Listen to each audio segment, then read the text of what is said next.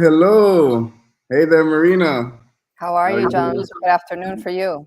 Good afternoon. Good afternoon. It's an exciting time right now. We're at Legends of Lightning Volume 2. The builders are posting, the builders are building, designing, teams are forming. And I'm very excited for a long overdue interview with one maker that we've had on the first Legend of Lightning. The I was saying that, alumni. yeah, alumni. Yeah, I was saying that that event took about 6 months for us to put together. A lot of people don't know like a lot of the planning and work that went into it. It was our very first time doing that format. We were building up to it for like since the inception of BOLT.FUN. Mm-hmm. Did like very small events before, just like to learn the skill of like putting Yeah. on the hackathons and seeing if we could do like the education mixed with like this virtual kind of like innovation hub thing. Mm-hmm. And um, and I think these guys are perfect, like the perfect outcome that we could have ever wished for. Um, so why don't we get them on, right? Yeah, go for it. Philip, Philip, Hey guys. I'm gonna Hey try Marina, it. hey John. Try it, John. Hey there, hey there, Philip, Hoenisch. Damn it! Exactly. No, Almost. works. Was good. Was Hoenisch. good. How's that? Thank That you, was thank better. you. How are you doing? How are you doing? Not too bad. How about you guys? It's a beautiful day here in New York, so Are you in New York? All right. Nice. yes. Yeah, and I think you also spent some time in New York as well, but we'll get to that a bit later. No spoilers. No spoilers, no spoilers. All right, let's how about we get into it, Philip?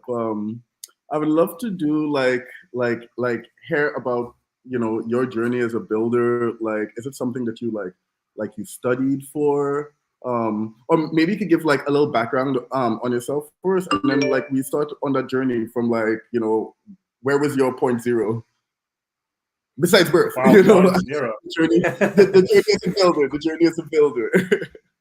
Yeah. No, I would say I've been a builder my whole life. I mean, from 382, the first computer we had when I was a kid, to studying software engineering in bachelor's, master's, and later on a PhD. I've been always trying to build something. I mean, I went into the virtual building, into software engineering, but the cool thing there is that you can build anything you can imagine, and that is just mind-blowing. I always loved that.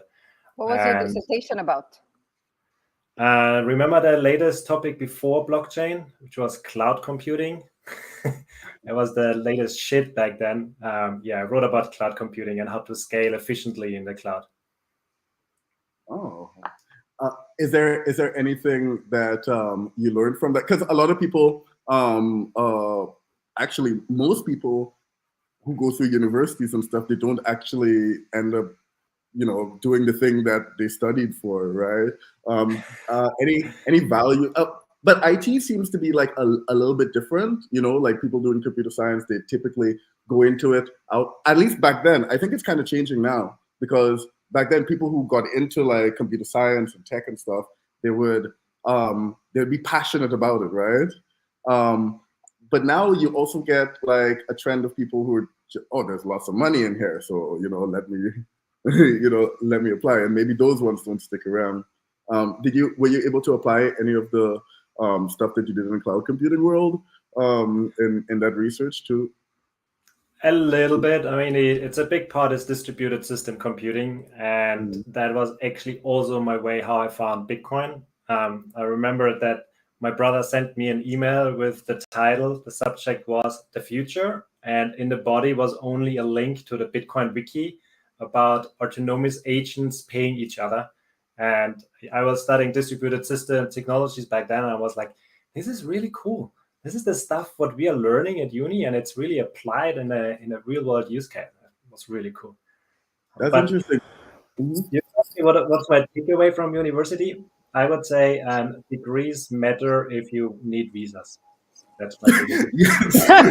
Fabulous. Good point. Yeah, yeah. I ran into the same realization because I didn't go to university. So that decision that I made back then, and I've been like traveling the world for like the past like decade or so. I think this year has been like a decade since I've just been like vagabonding around the world.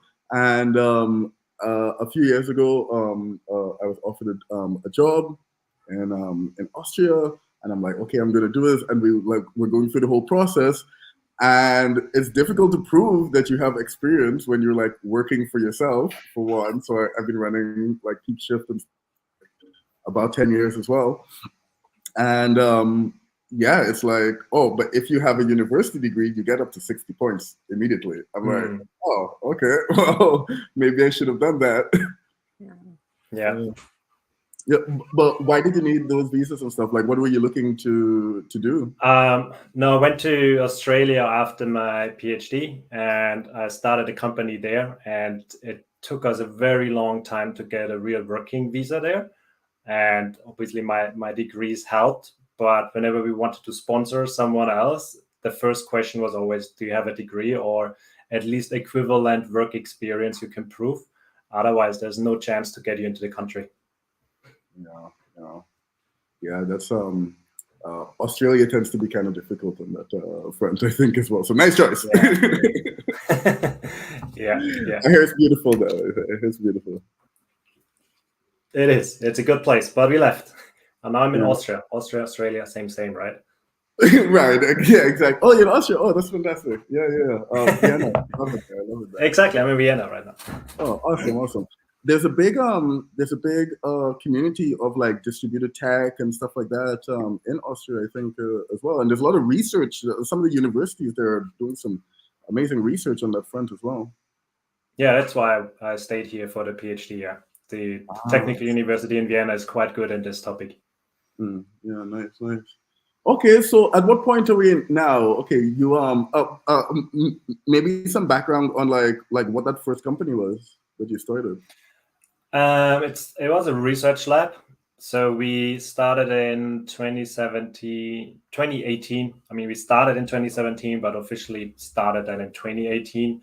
And it was a research lab with a focus on cross-chain atomic swaps, meaning we did ERC20 to Lightning, Ether to Bitcoin, and then later on Monero to Bitcoin. That was really cool because for Monero, you don't have any scripting language, and Monero has a different elliptic curve. And then in order to do an atomic swap, you had to do quite some complex cryptography. And the day when we launched our atomic swap tool, it was just a POC. We allegedly moved the Monero price by 20%. I'm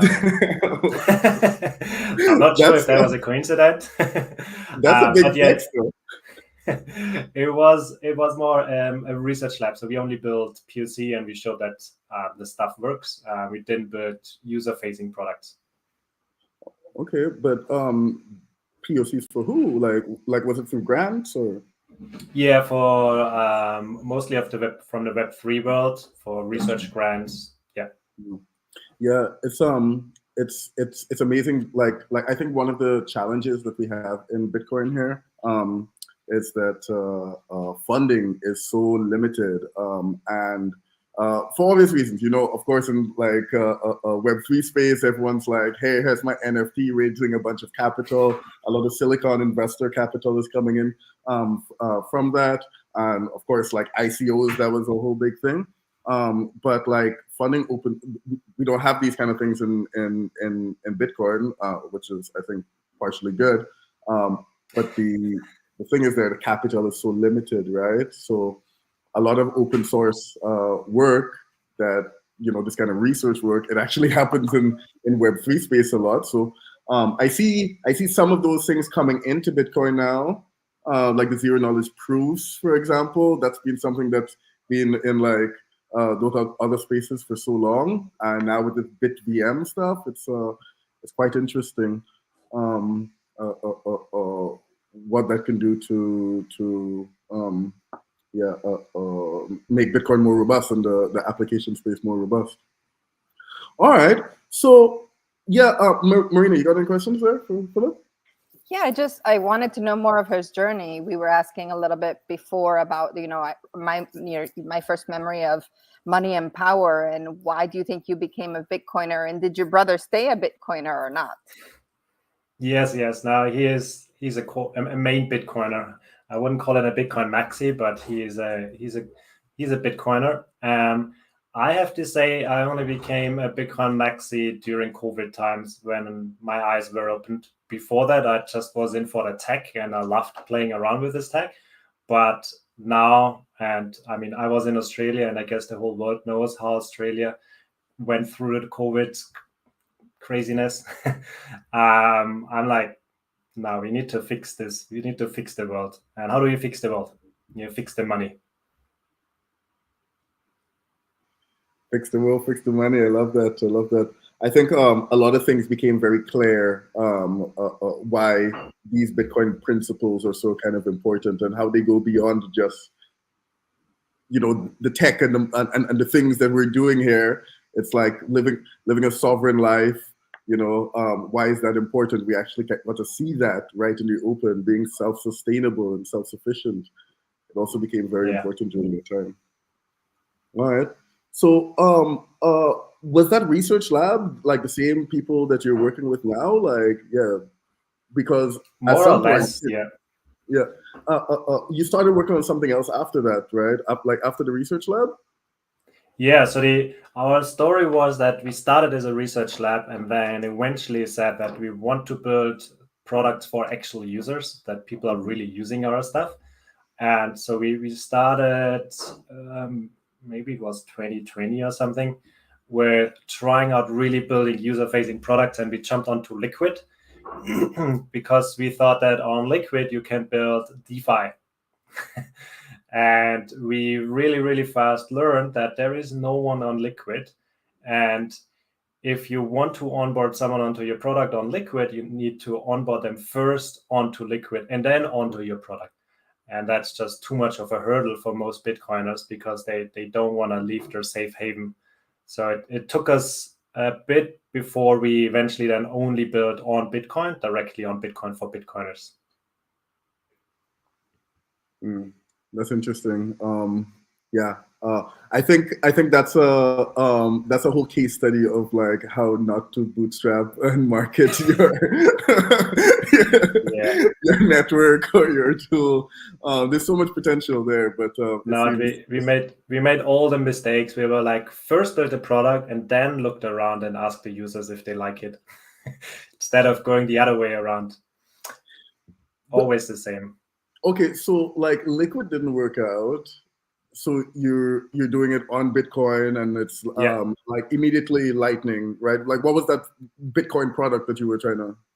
Yeah, no, actually, so we always build the same thing. We always want to solve the problem of counterparty risk in trading. And on Liquid, you have other assets. You have tokens on Liquid, so you can build really spot trading on Liquid. But on Bitcoin, we don't have that. We don't have any other assets yet.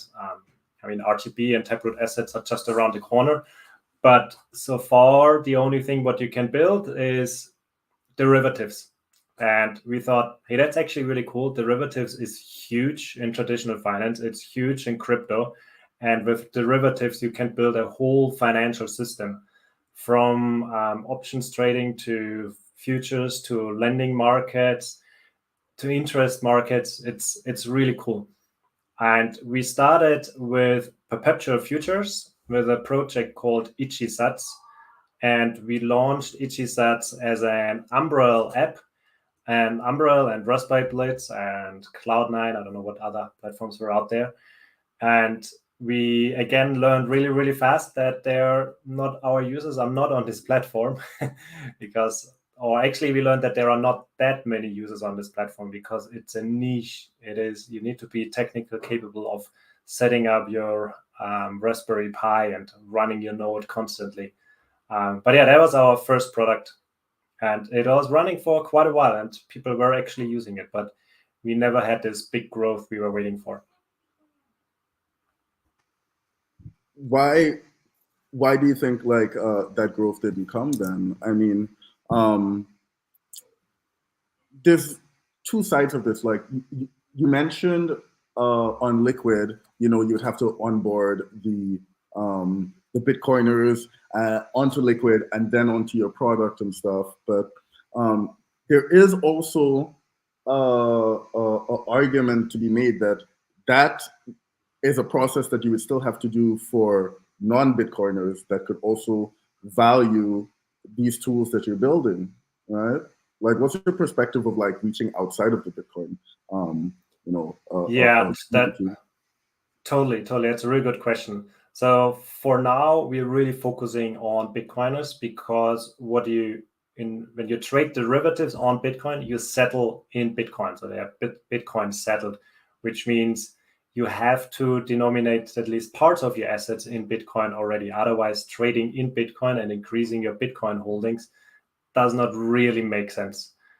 So I think it will be a while before we can onboard non-Bitcoiners with the trading approach. But we joined the Legends of Lightning tournament at the second volume with a different product, which is built on top of derivatives, and that is a synthetic stablecoin. And with this, we can get non-pre-coiner, let's call it not non-coiner, pre-coiners. We can onboard them into Bitcoin. They are stable in their fiat currency, whether it's US dollar or euros, but they can transact and live on Lightning and on Bitcoin rails. That's really cool. I see. So, okay, we'll get to that one a little bit more. We're going to drill into like what you guys are working on next. But this is it's very interesting. I'm seeing kind of like pieces of infrastructure being built still for this, Bitcoin. What do they call it now? BFi, Bitcoin finance, right? BiFi. BiFi. I don't know. Michele came up with it, and he told me we have an award for BiFi or BFi. I don't know. That's okay. Okay. So, but before we get to that point, then to the 10-10-1 point, even. I heard that it was an idea that you guys were sitting on for a while, right? Before the tournament, and there was discussion on whether to do it, whether to commit to that project or not. So, like, maybe tell us about like the first time you heard about the idea and like you guys came up with it and stuff like that. So. Yeah, so the journey actually started quite early. So very early on, I always was fascinated about the Lightning Network because Bitcoin it just doesn't scale. And having a layer 2 on top, which can settle trustlessly onto the layer 1 is like, it's really cool. I mean, Lightning has technical limitations we all know about, but it is the best thing what we have today. And it took me quite some time to really convince my team that we need to build on Lightning. And initially, the first time we built on Lightning, we did ERC20 to Lightning atomic swaps. And it was just a pain in the ass. That was in 2018. Stuff didn't work. And if you had a node running, you couldn't pay anyone because there were no routes found. And it was just not stable enough. And we then decided with Ichisats to build our own layer 2 protocol based on a research from someone from the university I was studying at. And this was a protocol which is a bit more efficient than Lightning, but of course it's not compatible with Lightning. And that was one of the lessons we learned, that you don't just try to bootstrap your own layer 2 protocol like that. That's never gonna work, because then you live in this isolated world and no one can interact with you. And that was Ichisats. And this was when we heard about the hackathon, the Legends of Lightning hackathon, the first part, about a year ago, said to my team, why don't we just time box this for was it 6 or 8 weeks? We just give it a try. We see what feedback we get. We build directly on Lightning, the same stuff again. And since we need to rebuild everything from scratch anyway, why don't we also do a platform pivot and build for mobile and not for Raspberry Blitz, umbrellas, and so on. And well, yeah, the rest is history. That people loved it. I mean, we didn't win, but people loved it, and we are still building on it. That's fantastic. I mean, yeah, like, okay, so being like really into the tech and building for the Bitcoiners, right? That's Raspberry Pis and Umbrels and stuff like that. So why mobile? Why that switch to mobile then? It's just the most accessible platform out there. Everyone has a smartphone, and with Play Store and App Stores, you have at least this feeling of security that you have to go through a review. People are a little bit more hesitant to surf onto websites, and if this looks like a fishy website, the trust is not the same as if you would use an app, a native app on the phone.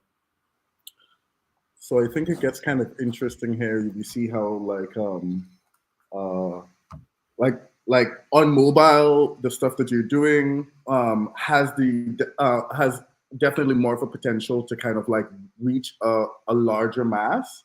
But we also see from what you've been telling me, like in this journey from like R&D, getting to play around with all these different techs and stuff like that. I guess a lot of that DeFi knowledge or Bitcoin finance knowledge comes from, you know, being able to interact in these other spaces in Web3 and understanding like how things were done there, how to not do it, how it could be done better. And then, you know, it all gets amalgamated into like, let's make it mobile, let's do this financial thing here. And even what you're doing now is laying the foundation for something I think that could be quite big. So like during the tournament now, you're like, okay, you finally convinced everyone to say like, okay, we're gonna do this in 2 months. What was that building process like, right? Because I assume you have like a lot riding on this because you've like convinced the team now. It's like, okay, you know, like cool. Well, yeah, I mean, if I remember it correctly, the mantra of Legend of Lightning is build in public. And we always have this problem that we just go heads down and we just build and build and build. And eventually we just throw it out on the market and hope that someone loves it. And in the first edition of Legend of Lightning, we really forced ourselves to write regular reports to go out there. And this was the first time where we really interacted with actual users before it was done. And this was just really good feedback. And we kept this same up ever since. And I can just recommend that to any builder. Before you write a single line of code, just go ask someone if they think that this is useful, if they would use it. That could be a double-edged sword. I know I promote building in public, but that could be a double-edged sword, right? So like because like you found it valuable because you went through like other building processes, not doing it, and then the feedback, you knew how to internalize that feedback, right? To be like, okay, this person said it's interesting, this person said it's not. I know what to take and what not to take, right? So you found a lot of value in it because you have this like prior experience. For someone maybe who doesn't have, because that's a lot of like really great experience to get you to that point of like where you are now, and we'll get to that a bit more. But yeah, I guess it's more of a statement. I think maybe you have some like recommendations on how to, you know, consume this feedback and how because I'm sure it felt uncomfortable for you, right, initially. To build in public? Oh Yeah. it's definitely. I mean, I might look like an outgoing person, but I'm more the techie. Yeah. I prefer sitting in front of my computer than talking to others, than being on live streams and podcasts. That's just the new me. But no, we always had this problem that we just like the tech, and we love focusing on the hard parts first, solve the hard parts, and then go out and see if this is actually useful. And I think we wasted quite some time there. Do you think that because you had that experience of like not building in public and realizing that users didn't use the product, that's why you said, okay, I have to do this? Yeah, that's definitely part of it. I mean, we had we were in this good situation that we had funding and we could live on that for a while without really having to force us to build in public and build something what users want. But not everyone has those benefits. If you start up from scratch today, you will need to build something what users want. Otherwise, you're going to be out of business fast. And I could add, we'll ask you about funding soon, but I could add as well that I think one of the huge benefits of building in public, if you already have a certain amount of experience and you've gone through that journey already, people come to you because of your knowledge and your experience. You know, they're not just going to, you can copy paste the idea. Obviously, somebody can copy the idea, but they'll come to you first because you're the one that created the idea. You're the one that created it. That's where the loyalty comes in, not really because somebody was able to reproduce your product. And I think that's really important, that sometimes builders who are afraid of building in public, that's what they fear. Oh, they're going to copy my idea. But in the end, they're going for the brains. They're going for the ones that created it and can sustain it, right? The minute it fails, who can fix it? And that's why they come back to you, I would imagine. That's the benefit of building in public and staying in public. They know it was your team who came up with it and your team who can solve it. Yeah, exactly. And also the users love it because the users feel more involved. If you tell them you're working on this problem right now and someone was complaining about this and you're really fixing their problem right now, they really feel valued. And it's just, if they can follow your journey along, that's just so valuable for them. Wait, can I ask a controversial question too before we go into what you're building now? Sure, go for it. Derivatives had a really bad name in 2008, and it was like one of the huge causes of all the financial disaster. Why would you build with derivatives? Why would you go down that road? And who in your team is an expert in that? Did you bring somebody in, or what happened? How do you tell people this is a good idea moving forward? That is a really good question. I went to a talk at BTC Prague from Yuri, and he was talking about derivatives using Bitcoin. And he started with a nice opening phrase and said that derivatives trading is not for degenerates. It's not retarded. It's actually not gambling. It's the opposite. It's for the risk averse of us, because with a derivative, you can hedge your risks. You can protect you from downside swings. Miners, for example, can protect their future income by hedging against the Bitcoin price or hedge against the hash rate. It just happens that what we see on social media and read in the news, that's the gamblers. That's those guys who go 100x leverage and are being wiped out in the next second. But those people, okay, there's probably a majority of them out there, but it's not the main use case. It's not the main use case.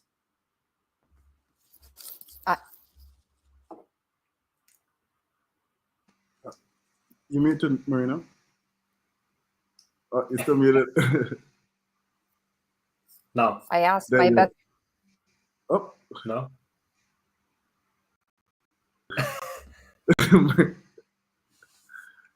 Give it some time. Give it some time. It's probably a bit slow. Sorry, I asked. My best friend is a derivatives queen here in New York, so I always ask the question. No, it's a good question. And Bitcoiners in particular are very careful with all kinds of trading. There are many out there, at least the vocal ones on social media are in the hodl camp. And if you do anything with your Bitcoin, you are on the wrong side of this. But trading is just a very, very important part of this economy. And if we can't get the trading onto Bitcoin, then Bitcoin will always be a niche. The derivatives market is a quadrillion-dollar market in the traditional finance. Not a billion, not a trillion, but quadrillion. And it's just we need parts of this on Bitcoin. And if you look at the numbers, it's been growing ever since. So you time boxed it, and you built in public, and you did something that you realized that Bitcoiners needed. And we didn't win Legends of Lightning. Well, okay. So there's another component to this, right? Like, what is it? I guess, I guess we could get into the next part of like after the tournament and stuff. But just before that, maybe you can say like,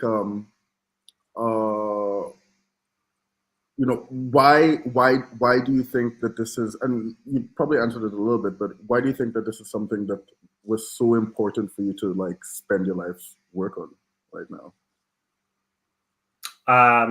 Well, I lost money at Mt. Gox in 2014, and I told myself that no one should have to go through this. No one should have to feel the same pain that I had.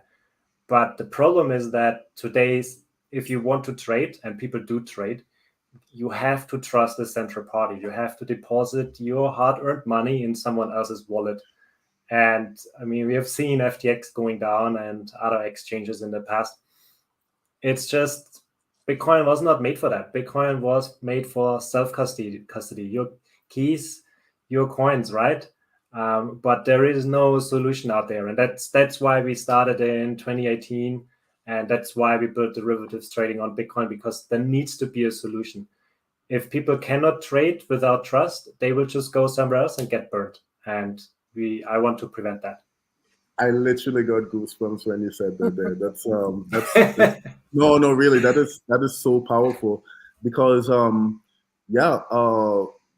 pushing down the self-custodial route is so important. And I think sometimes we kind of like lose track of it for like convenience. It's very easy to say like, oh, this is a little bit too difficult right now. I gotta wait for a soft fork for this. I gotta wait for this upgrade for this. I need these new upcodes, etc., etc. So like, I give major kudos to to anyone like still going on that mission, because it's not an easy one. And we see how this 10-10-1 project that you have now here, it's not just built on Legends of Lightning. It's built from like all the other time that you've put in, and the feedback that you've gotten from users, and the things that you've learned and experienced over time. So that is super powerful. Really, really amazing. So you didn't win the prize, but what did you win? Yeah, we were winner of the hearts. Yes. Because in the end, you're here because a transformation happened. Yes, yes. No, it was definitely a good experience, and we learned that even though we tried to build in public, it was not enough. Meaning, we were building passively in public. We were putting our posts out, and we were talking to some users who came to us, but we did not interact with other builders. We did not interact with the overall community. We just interacted with people who came to us. And we turned this now, that was one of our main learning, that we just have to do it the other way around. We have to go out there and talk to users actively. Yeah, that's really powerful. Yeah, it's still work, right? It's a framework. It doesn't guarantee anything at the end of the day. But when you're starting small, and Bitcoin's all about community after all, right? It is a good framework, but there's still work involved there that you still got to reach out. Not everyone is going to be compelled towards your product initially, right? Even if you're building in public, you still have to figure out the storytelling. You still have to make things accessible for people and whatnot. So like to give you a little bit of insight, you did win over a lot of hearts. I remember quite many discussions with me, Ed, and like the judges and other people. in the network, like talking about 10-10-1. So it was a big part of the conversation behind the scenes. So I wanted to know that. I don't know if I Yeah, no, mentioned and I think it was so valuable to join there, and I made some good friends along the way who reached out afterwards. So Roy, for example, yes, has been a great advisor ever since, yes. and I think it's just invaluable if you join something like that. You need to talk to people more. So how did that? How did these network and connections and stuff like that? Like how like friendships are great, but you're also hoping to build something successfully that can scale. Did anything? This is like a little segue. Did anything kind of like manifest from these fantastic friendships?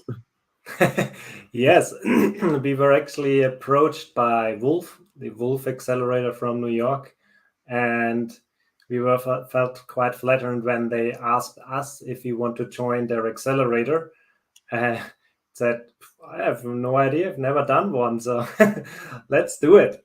Now, it took me actually quite a while to accept that, because I just had a kid last year, and they said it's a local first, it's not a non-remote accelerator, so we had to come to New York.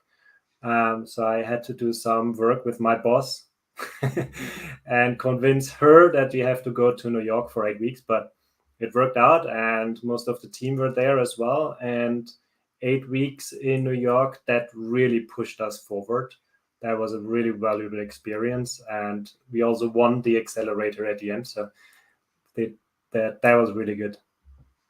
Yeah. So for people listening here, yeah, Wolf at this point, they were setting up their first cohort for this amazing kind of like in-person accelerator there. And I really love the fact that they reached out to you directly. I mean, like that for me, that's a win. That's a win. You guys are building, 10-10-1. You want it to be successful and stuff. Like we want to enable people to follow the same path as you did and to have those kind of opportunities. And I was talking to Marina, it's like, it's very difficult for us to kind of like gauge success with what we're doing here, right? It's, maybe we could try to like do some kind of research report or something to like actually finally have more of these kind of conversations so we can see the kind of impact that we're making.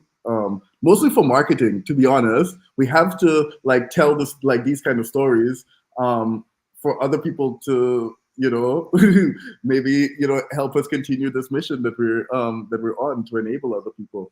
And that mission is basically getting people from 0 to 1, whether they know how to build things or even if they don't, for you to be able to learn in the time. That's why we have like the 8-week kind of like hackathon tournament thing. Yeah. So you have enough time to like learn how to build something, even if you don't. And if you do, at least you have the time to kind of like make something a bit more refined and get that feedback and stuff. But yeah, man, that's so fantastic. I remember like I was excited because I didn't know exactly I didn't have the full details of what was going to happen, but like I had like bits and pieces of it. So I'm like, oh, this is like, this is really awesome. Can't say anything, but this is really awesome, man. Congratulations on that. And how did that? Okay, so now you've gotten the you went from 0 to 1. You now have this proof of concept that you've built out. You got some great contacts and connections, and you're now approached by top NYC accelerator to join that program. Like how did your team feel about all of this? How was those discussions with the team? Because I could imagine like not winning or feeling like you didn't win from Legend of Lightning. That's like put a lot of work into this. It would have been nice. That one Bitcoin would have been nice, right? Definitely. No, it was as you would expect. we were a bit down after the first hackathon because we thought we built definitely something really awesome, and we didn't win, and the overall moral was a bit down. We were like, are we building the right thing? I mean, these judges, they have industry knowledge. They know what users want, probably. They know if this will have an impact or not. So we really took this quite personal. But then when we got to Wolf, this all turned around and it was just a boost. And we're not even done yet. We are still flying. That's really cool. Yeah. That's kind of interesting. What does flying mean? I mean, how are you surviving financially? What happened there? How are you living off of Bitcoin? Not living off of Bitcoin? What does that mean? Well, surviving means we have some funding, which gets us over the round, but we are currently in the talks of fundraising. So if you're listening, we are fundraising. It's always fundraising, right? You heard it here. But you heard it here. Your what question was? We are surviving flying. Well, we are just getting started, actually, meaning we have a closed beta right now, and we have a few users, I think around 100 currently, who are using the app. We are planning to publicly launch in Q4, so hopefully in the next month or so. Still beta, so it's still bleeding edge technology, but at least we want to get rid of the boundary that people have to sign up for the waiting list and be accepted to it. And then from there, hopefully it goes upwards, and upwards. So I think on the survival topic again, I think the numbers from Wolf are kind of public, right? So yeah, they are public. Only the initial ones. When you get accepted to it. Yeah. Okay. Yes. Okay. So what was public is that you get $250,000 by joining the accelerator, and there's another part of this that I think is also public. The winner. The other part is imagine. The winner. Is that public? I don't know if it's public. I think so. Yeah, I think it is. Okay, if you say it, then it's public. Yeah. It's so oh god. Okay, so you get 250,000 invested in you just by being accepted into Wolf. They have cohorts running every four months, I believe, right? And so just that puts your valuation at about 2 point something or 3 million. 3.3. So you give 7.5% for 250K. Yeah, and then the winner gets 500,000 additionally with no dilution, right? And that puts you to 10 million evaluation. 10 million valuation. Wow. So how does that part feel for you guys? Like winning that that thing, because like, yeah, I mean that puts a lot more fuel in the fire for you. You capitalize as maximum in that program. Yeah, like how did that feel now? And by the way, like I think they approached you quite early, right? After the tournament. Right after the tournament, yeah. Yeah, the tournament ended in December, like mid-December. Yeah, actually, there was quite some time pressure on it because they had an application deadline by the end of the year, and I think the tournament finished on 15th or something. Yeah. So we basically had like 10 days before everyone went on leave anyway to write an application and videos.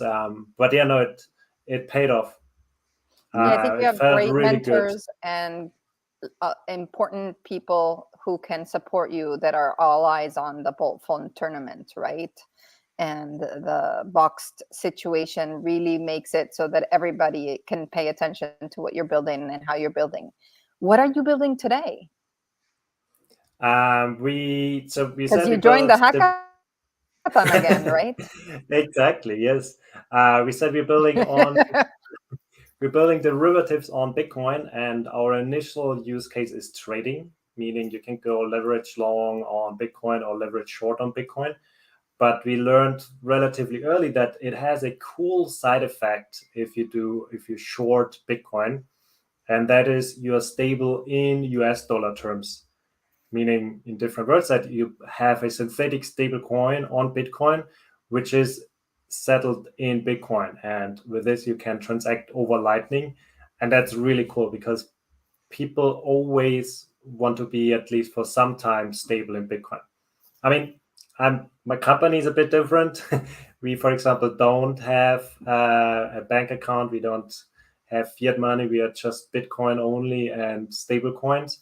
But with this solution, we wouldn't even have to have stable coins. We could be stable in fiat terms, but still stay in Bitcoin. Ah. I want to be on the beta. That's I can get you in. I know a guy. I know a guy. I know a guy who knows a guy. Okay, so this is interesting. Yeah. So okay, so how about this, right? Because I think this is a kind of like an important lesson here. You said you don't have a bank account, but you do keep stable coins. Is that correct? Currently. Yes. Okay. Currently, Okay. yes. Are you happy to say that like distribution? No pressure, no problem. The reason I'm asking is because I remember on Twitter, someone posted, you're not a real Bitcoin company if you hold any fiat, stablecoin or whatever else, right? Like all your like everything should be in Bitcoin, right? And I got pretty upset and triggered about this because a company has to has a responsibility, to pay suppliers, pay contractors, pay employees, etc. And most of these people, they can't afford necessarily to be all in on Bitcoin. There's a reality in the world that exists, right? And that world is still a fiat world, right? And I think it would be kind of like, just irresponsible to do that. And that may come across like, oh my gosh, Johns, you're not a Bitcoiner, but it's in running a company, it's critical that you take care of the people that you have responsibility, that are giving their time to see out this vision and stuff that you've laid out. So yeah, like how do you guys handle this? Yeah, no, I totally agree. It would not be possible to hold everything in Bitcoin. That's just too risky. I mean, if you have a few thousand Bitcoin and your expenses are very small, then maybe. But if your runway is not that long, it's just unresponsible if you hold it in Bitcoin, because tomorrow the value could be half of it, and then your runway is just half as long because you still need to pay salaries, as you said. You still need to pay for your infrastructure. And if you can't afford that, just have to shut down, and that's a no-go. Yeah, and then Junior is crushed. The name of your new project, Pegs, right? Pegs, yeah. So actually, initially we started on BOLT.FUN, a new project called Pegs, but then we said no, let's run it under 10.10.1 brand. But it is in the same app. Pegs is our synthetic stablecoin, USDP. And the goal of the hackathon is to make this transferable over Lightning, meaning you start on your phone, you hold sats, then you decide you're going to stabilize those sats in US dollars. Let's say you want to have 100 US dollars, and then you want to send John's $10, and you send sats over Lightning, but John's receives $10 stable on his phone, then on his app. And the use case we foresee there is that John's is actually a merchant on one of the best Bitcoin conferences in the world, obviously selling some cool stuff, some BOLT.FUN swag. But because he's responsible, he wants to be partly stable in fiat and partly in Bitcoin. So he has this little points of sale service there, and he receives sats, and immediately some of the sats will be stabilized again, and the rest goes into his cold storage or in his hot wallet and remains there as sats. that's the use case we foresee. A synthetic stablecoin on Bitcoin without counterparty risk, without a token, without another blockchain. It's just sats. Without an exchange? Without an exchange. Exactly, yeah. Very interesting. Yeah, and this is another piece of that world domination infrastructure that you guys have been building up from over the past 5 years. Yep. It's just the logical conclusion. When you start with trading, you go into fiat, into stable coins. Yeah, and this opens you up also for you mentioned earlier about about people onboarding to Liquid and then onboarding to your app. Is there any like there's an angle there? Obviously, I'm guessing.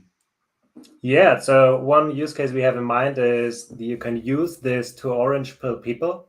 You can give them your a Lightning wallet and say you start with 10 euros worth of euros, and you go, they buy Bitcoin, they deposit it into their app, and then they are stable in euros, but they are on Lightning. And then they can still pay wherever there's a Lightning terminal, Lightning invoice, using those 10 euros, which are actually sats. And when the time is right, they can then convert part of their 10 euros into Bitcoin because it is actually already Bitcoin. And that's our secret mission to orange pill this world. We start with what you're comfortable with your stable fiat currency, and then you just love the freedom and self-custody of Bitcoin, and you stay for Bitcoin. I see like some fantastic partnerships that could go on with maybe like what TBD is doing with their exchange and stuff like that. Also with Peach, Steph, Proof of Steph, she's like amazing maker in the space, running this peer-to-peer kind of like exchange. I love Peach. Been using it since quite a while. Yeah. So yeah, like are you guys planning like partnerships and stuff like that? Because the reason I mention it is because the building part is kind of important in like, oh, it's a hackathon. We call it tournament. The building part is like super important. But I do think also like people forget the business development side, the other sides, the marketing, the communication. Those are all kind of like important part into making something sustainable. We are definitely obviously talking about like commercial for-profit kind of endeavors, but even open source, you can do business development on that front too. And people that in joining our tournaments and stuff, I want to tell them that that's also part of it. Like, can you get like first X amount of users? Can you get X amount of feedback? These kind of things make your pitch a bit more robust. You're showing that you've like gone beyond just the building. We have a few more minutes left. Maybe you can talk a little bit about some of those plans for the future of like how you see pegs being successful, like what other kind of APIs besides just like building out the proof of concept, and maybe make a call for like other people that you need on the team if you're looking for anyone, what you want from the community, how we can help you in other fronts before we close off. Yeah, totally. Just want to repeat what you said, that this networking and business development is really, really important. And for people like me who are more on the technical side, this is really hard. And we failed doing this last year. We were better at Wolf, and it actually went really well. And the teams there, we are still well connected. I think this is really, you should not underestimate that if you build on Bitcoin. The community is so small, and everyone is happy to help you out if you need anything. So don't forget the networking. What your question was?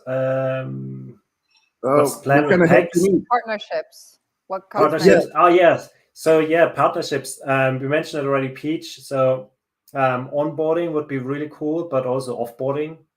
There are payment providers out there who bring like the crypto debit cards out there, and if you think, okay, just be stable in US dollars on your Lightning. You recharge your credit or debit card with sats and you go spending. That would be really cool. But also trading. So right now, if you understand what the financial product does under the hood, it's actually a short position against Bitcoin. But if we treat it as a stable coin, you could think of the other way around, that you hold stable coins, and then if you want to buy Bitcoin, you don't close your short position, but you buy Bitcoin. That's a bit of a mindfuck, but it's basically buying Bitcoin with Bitcoin then. What we would need help with is UX UI design. So John's, we talked about that earlier, that we picked Flutter mostly because of technical reasons, because the backend is written in Rust, and in order to bring that to mobile, you have to access this API on the Flutter on the front end side, and Flutter there's this Flutter Rust bridge which makes this super easy. But now you're in the Flutter world and it's hard to find good designers. So if you are a designer, if you are a developer and you're keen on doing some front-end development for the next big thing, just reach out to us. Everything is open source. You can give it a try. And you can reach me everywhere on the Bonomat. We're gonna have all the links down in the show notes and stuff. But Philipp, Hoenisch. Works. Well, I will get it by next time. I will get it. Thank you so much for sharing your story, your journey as a maker, to get you to this point. Super proud and happy of you. Maybe that sounds weird, but it's like we literally saw it from the beginning to where you guys are at. I can't believe it's like a year already. Really, really happy to see whatever kind of success that you guys have had, and the where you guys will be going, and the foundations that you're making right now. It's just super incredible and super important for the space. Non-custodial Bitcoin tools for the masses. It is not an easy task to tackle. You guys are tackling it, and just really excited to see where things go. Thank you. Well, thanks for having me, and just have to say thanks for organizing the Legends of Lightning, because this is really, really needed out there. People are always building in the dark somewhere, and this gives them a platform to be more in the public. It's really good. Keep up that work, guys. Thank you to Folger for making sure that we can make this happen again for you guys. So congratulations to you, and we'll see you very soon, of course, on the BOLT.FUN platform. Thank you so much. We're still uploading the stream and stuff like that, so I'm gonna end it out here. Thank you so much, everyone. Philipp will just stay back a few minutes after this, but that's signing off for now. Thank you, everybody. Ciao, ciao. Bye.